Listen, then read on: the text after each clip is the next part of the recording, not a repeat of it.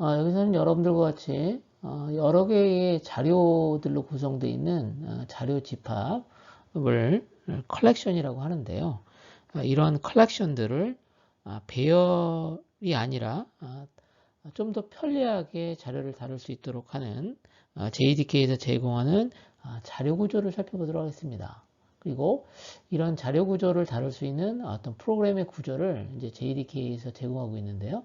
이걸 이제 프레임워크라고 합니다. 그래서 여러분들과 같이 어떻게 하면 효과적으로 편리하게 자료를 다룰 수 있을 건가 프로그램 방법들에 대해 살펴보도록 하겠습니다.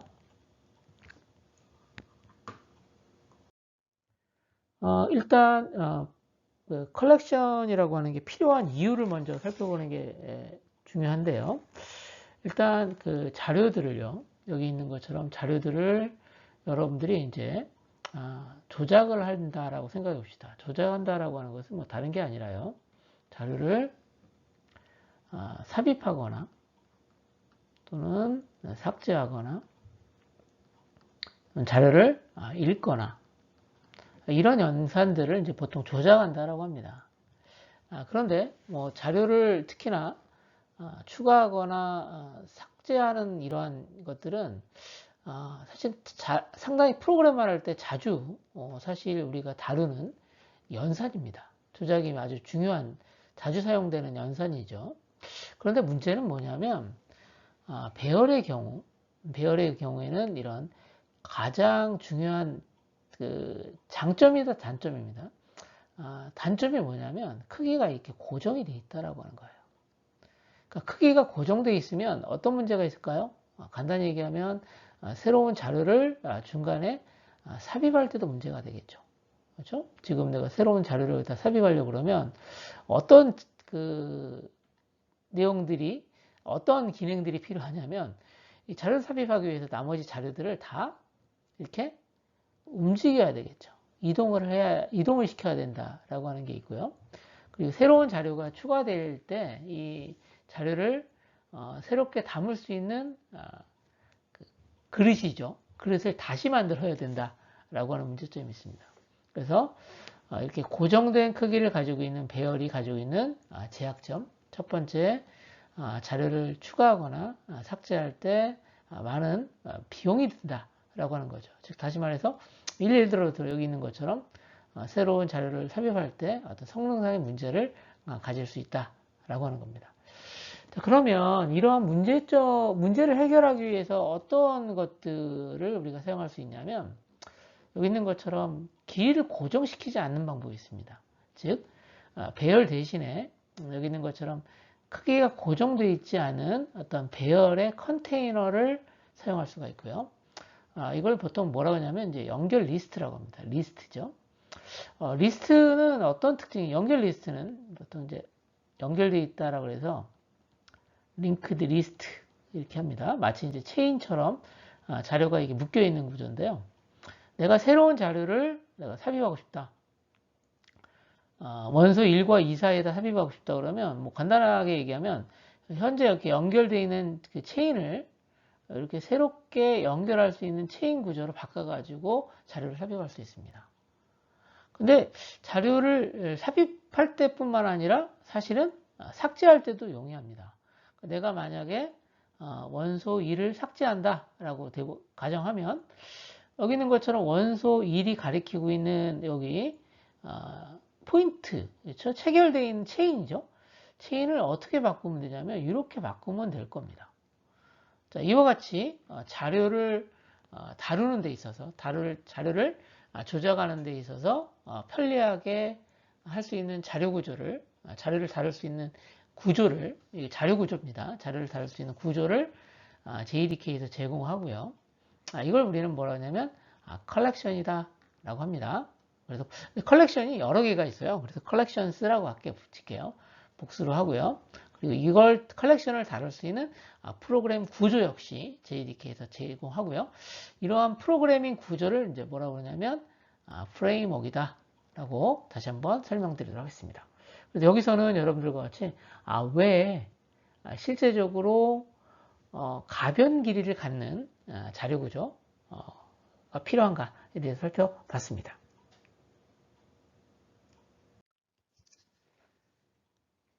JDK에서는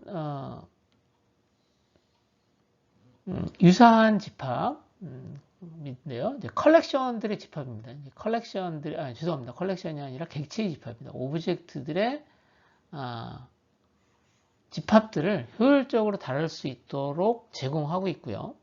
그걸 이제 컬렉션 프레임워크이다라고 합니다.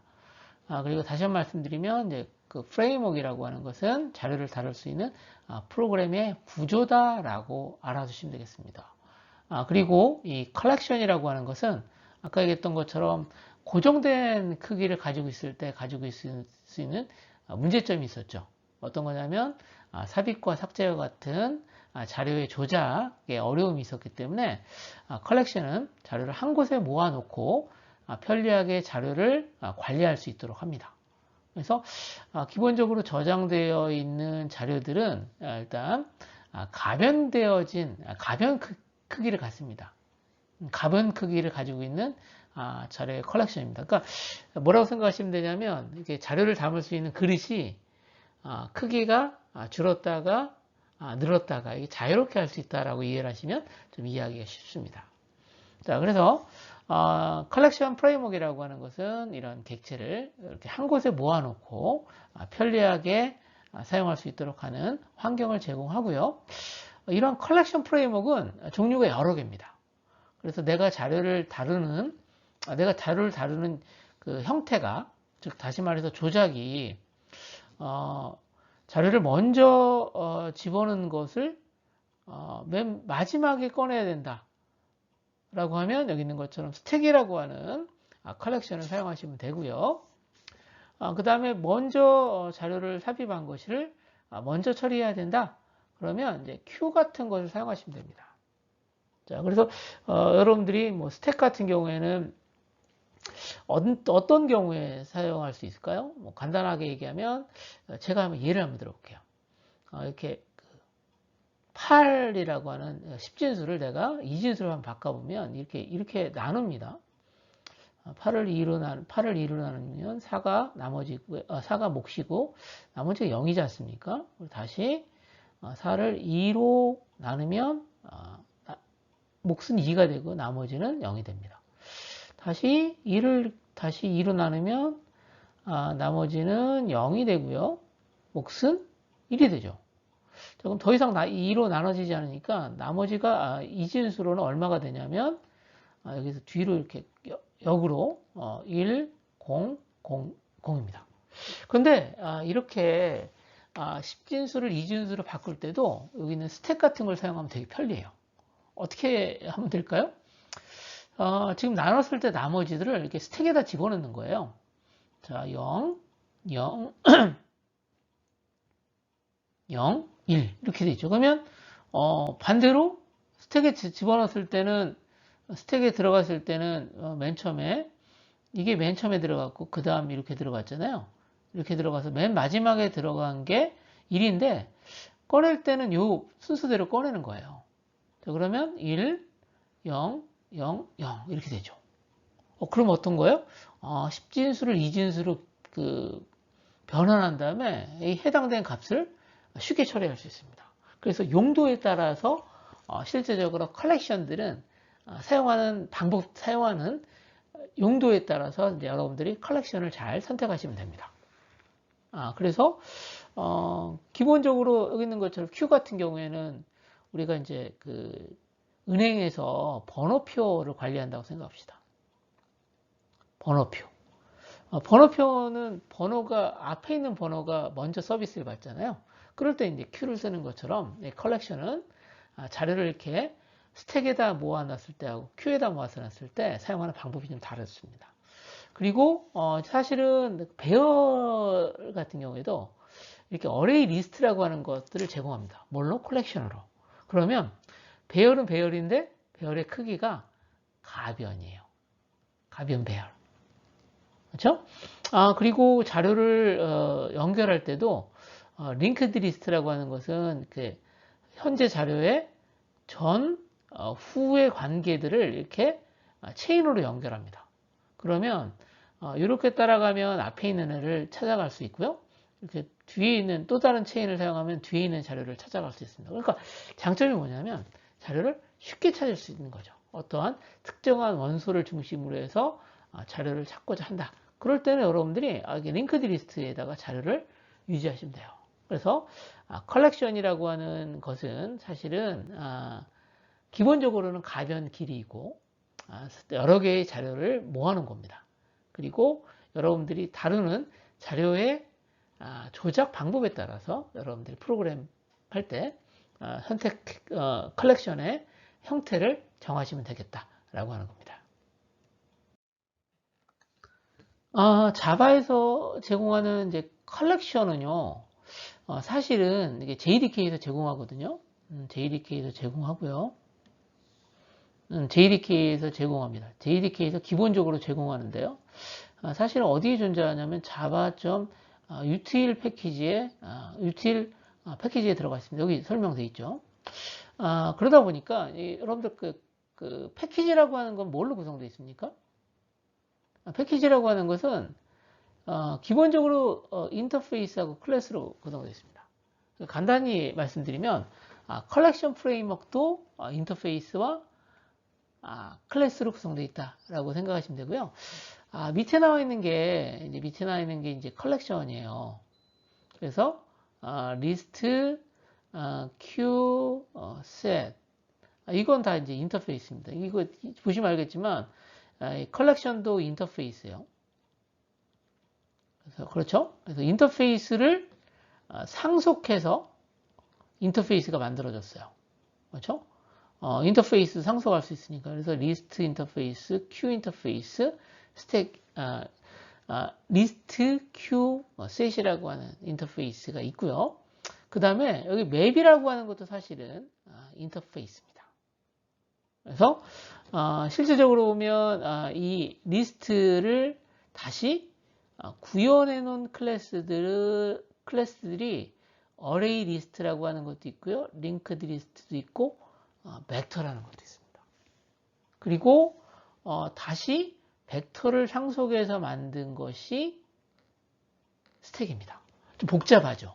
그렇죠?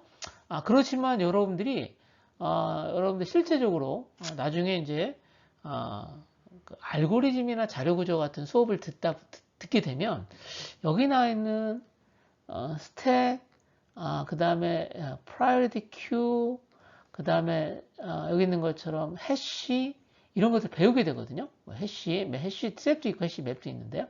다르지만 이런 것들이 JDK에서는 프로그램할 수 있도록 하는 기본적인 구조를 인터페이스와 클래스로 제공한다라고 하는 거고요. 그래서 여기 여러분들이 이 컬렉션 중에서 컬렉션 프레임워크 중에서 다는 모르지만 최소한 어떤 종류의 그 컬렉션들이 있는지 종류가 있는지는 알아둘 필요가 있습니다. 그래서 기본적으로 그러면 인터페이스 이름으로 인터페이스의 이름으로 특징들을 구별할 수 있습니다. 그러니까 여기 있는 것처럼 리스트를 구현한 클래스들은 공통적인 특징이 있어요. 리스트. 그러니까 얘는 뭐냐면 기본적으로 가변 배열이고요. 그 다음에 큐다 그러면 여기 있는 것처럼 뭐 priority 큐도 있고 여기 있는 거 delayed 큐도 있지만 공통적인 특징이 있어요. 어떤 거냐면 먼저 자료가 들어온 것들이 먼저 처리가 된다. 이런 특징들을 제공하고 있고요. 여러분 셋이라고 하는 건 집합이잖아요. 집합 같은 경우에는 뭐 순서가 없습니다. 그리고 동일한 자료가 삽입될 수 있을까요? 삽입되지 않습니다. 뭐 그런 특징들을 가지고 있다라고 알아두시면 되겠습니다. 그래서 여기 나와 있는 것처럼 리스트 q set은 인터페이스이고요. 인터페이스는 실질적으로 연산에 대한 기능들을 제공합니다. 연산에 대한 기능을 제공하고요. 그리고 인터페이스들이 어떠한 동작을 할 것인가라고 하는 부분들은 사실은 여기 있는 인터페이스를 상속해서 만든 클래스의 내용을 보시면 돼요. 그렇죠? 그래서 사실은 여기는 array 리스트, linked 리스트, 벡터는 사실은 리스트가 가지고 있는 공통된 연산을 가지고 있고요. 연산을 가지고 있고, 그 다음에 유사한 목적들로 사용될 수 있도록 되어 있습니다. 자, 그럼 기본적으로 보면 이제 그러한 특징이 있다라고 하는 거 알아두시면 되겠고요. 그래서 클래스라고 하는 것은, 그래서 인터페이스라고 하는 것은 아까 얘기했던 것처럼 컬렉션의 연산에 대한 종류를 정의하고 있고요. 클래스라고 하는 것은 여기 있는 것처럼 인터페이스를 구현한 거다라고 하는 겁니다. 그래서 구현한 것들이 리스트 같은 경우 어레이 리스트, 링크드 리스트, 벡터들이 있고요. 그 다음에 뭐 다시 한 번 말씀드리면 링크드 리스트를 상속받아서 만든 것이 여기 있는 것처럼 프라이어티 큐인데요. 얘는 보니까 어떻게 해요? 리스트도 구현한 거고 큐도 구현했습니다. 그러니까 프라이어티 큐 같은 경우에는 지금 두 개의 인터페이스를 구현해 놓은 거다라고 알아두시면 되겠네요. 그리고 앞서 말씀드렸던 것처럼 여기는 컬렉션들은요.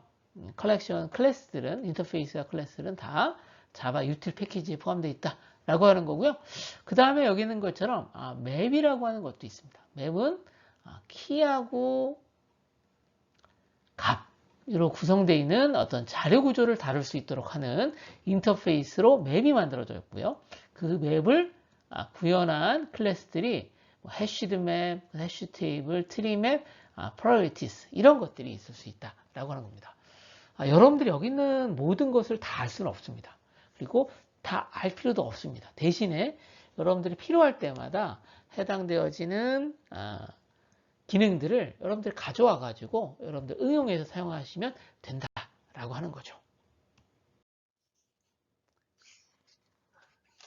이제 컬렉션인데요. 이 컬렉션은요, 앞서 보셨지만 인터페이스가 몇 가지가 있었냐면 세 가지가 있었어요.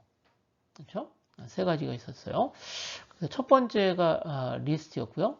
두 번째가 큐였고 세 번째가 셋이었습니다. 간단히 말씀드리면 이제 각각의 리스트마다 메소드를 제공하죠. 메소드를 제공하고요. 그리고 이 메소드를 구현한 것이 리스트 같은 경우에는 이렇게 어레이 리스트, 스택 벡터, 링크드 리스트가 됩니다. 자, 그러면 리스트 인터페이스는 어떤 특징이 있냐면 여기는 모든 4개가 다 공통적인 겁니다. 리스트의 순서가 있습니다. 그러니까 마치 가장 배열과 가까운 게 리스트예요, 사실은요. 배열과 매우 유사한 게 리스트입니다.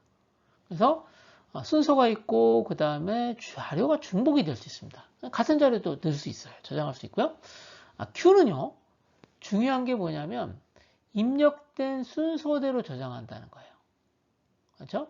그래서 먼저 입력된 것이 먼저 출력되는 형태가 됩니다. 그래서 자료는 당연히 중복될 수가 있고요. 그래서 queue를 구현한 클래스는 delayed queue, priority queue, linked list 이 세 가지가 있습니다. 재밌는 것 중에 하나가 이거죠. linked list는요. 리스트 인터페이스도 구현했고 queue도 구현했습니다. 상당히 다양한 기능을 가지고 있는 클래스다라고 생각할 수 있습니다. 자, 셋은 여러분들 집합 생각하시면 됩니다. 집합 생각하시면 되고요. 순서가 없고요. 동일한 자료를 중복해서 저장하지 못합니다. 그래서 이 셋 인터페이스를 구현한 클래스가 여기 있는 것처럼 해시 셋, 트리 셋, 이뉴머레이션 셋 세 가지 종류가 있습니다. 그러면 여러분들이 아마 생각을 해보실 거예요. 이거 다 할 줄 알아야 돼요? 그건 아닙니다. 여러분들이 필요할 때마다 뭐 여기 있는 것처럼 리스트에 대한 것이 어떻게 동작되는지 확인하고 싶다 그러면 어레이 리스트 그것만 여러분들 프로그램해 보시면 돼요. 그렇죠? 샘플도 보시고요.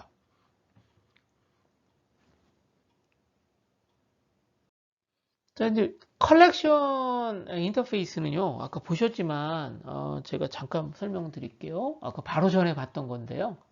바로 전에 봤던 거 잠깐 보여드릴게요. 먼저 컬렉션은요. 여기 보시는 것처럼 컬렉션이라는 인터페이스가 있습니다. 그렇죠?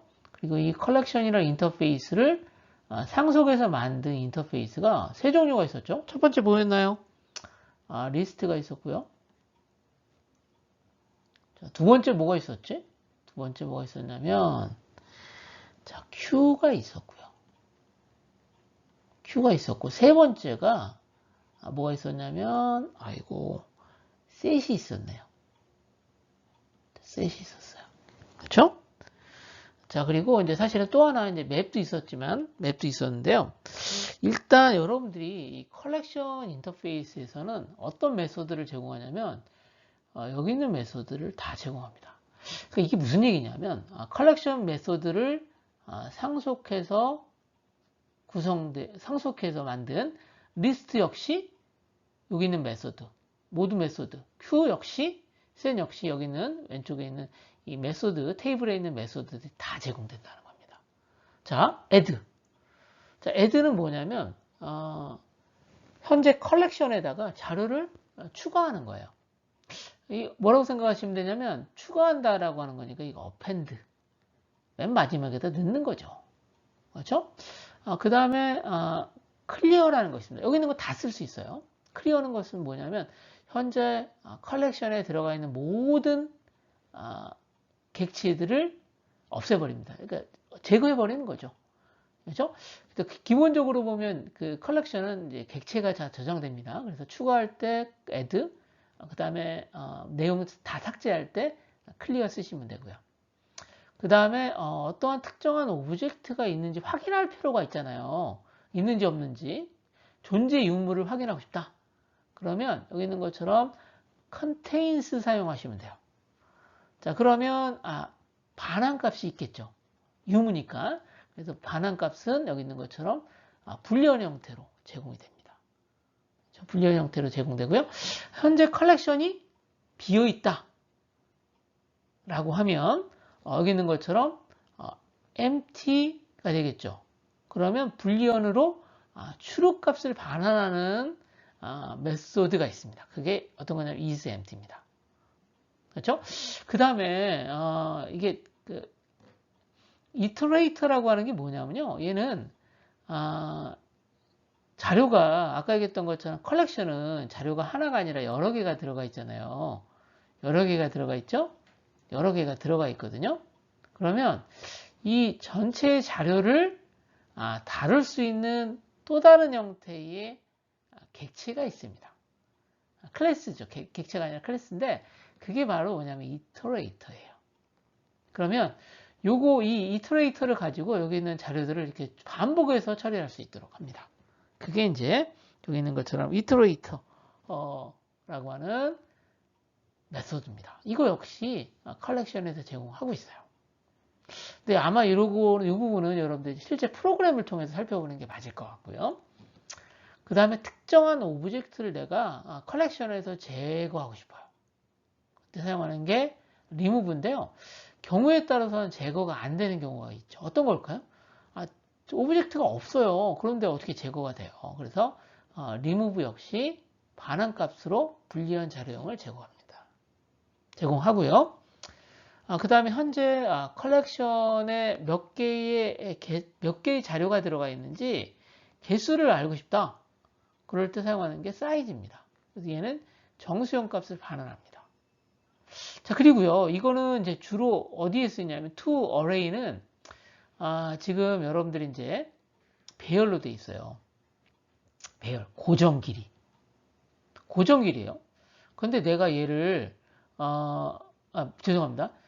내가 리스트가 지금 그 컬렉션이 있는데 이 컬렉션은 특징이 뭐냐면 가변 길이잖아요. 가변 길이를 내가 배열로 바꾸고 싶어. 더 이상 이 자료는 그 자료를 크기를 내용이 더 이상 이게 이제 그 자료가 늘어나지 않을 것 같아.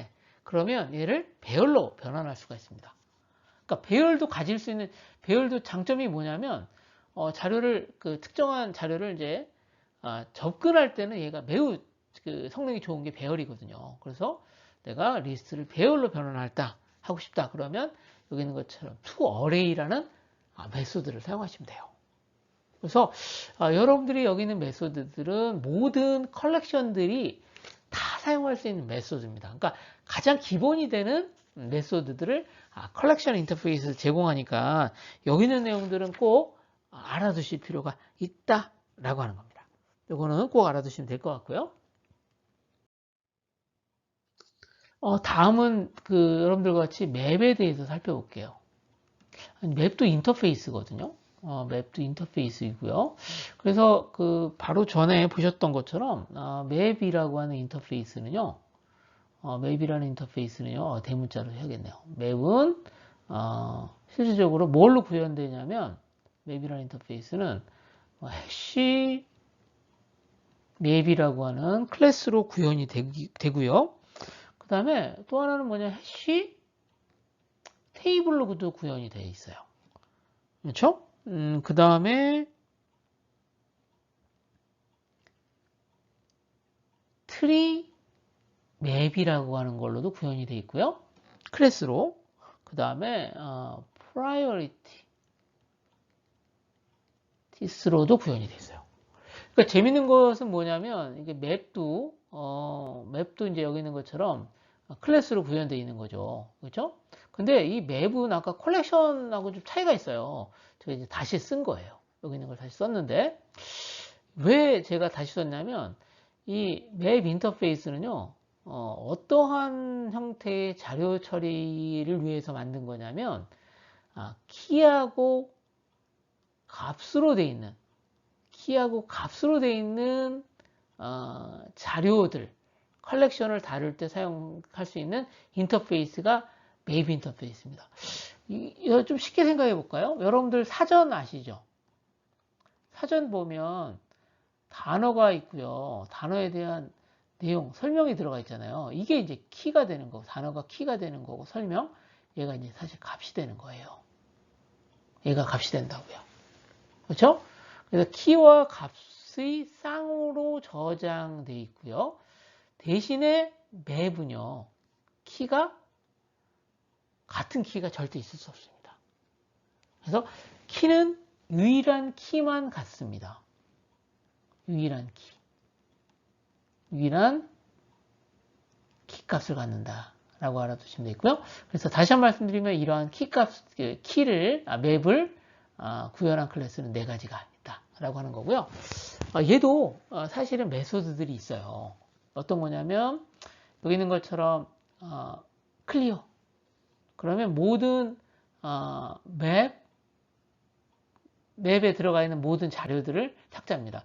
그래서 여기 있는 것처럼 매핑이라고 되어 있는데 매핑은 의미가 뭐냐면 키하고 값을 연결한다라고 생각하시면 되겠어요. 이걸 이제 매핑이라고 이제 교재에서 설명했는데요. 그러니까 간단히 얘기하면 모든 매핑을 삭제한다라고 하는 것은 지금 자료를 모두 삭제한다라고 이해를 하시면 되겠고요. 그 다음에 키를 가지고요. 키가 실제적으로 컬렉션 안에 있는가? 라고 하는 거 알아보고 싶으면 contains 키를 사용하시면 되고요. 값이 있는가 알아보고 싶으면 contains value 하시면 됩니다. 이게 재밌게도 키하고 값을 다루는 컬렉션이 맵입니다. 그래서 이러한 것들이 만들어져 있는 거고요. 또 하나는 뭐냐면 키하고 값을 이렇게 집합으로 저장해 놓을 수도 있습니다. 그렇죠? 이게 셋 어디서 배웠죠? 컬렉션에서 배웠잖아요. 그렇죠? 키하고 값을 가지고 있는 이 자료를 맵으로 만들어 놓는 거예요. 자, 그 다음에 get이라고 하는 거 꼭 알아두셔야 돼요. get은 키를 가지고 키에 해당되는 값을 얻고 싶다. 그러면 여기 있는 것처럼 get을 사용하시면 되고요.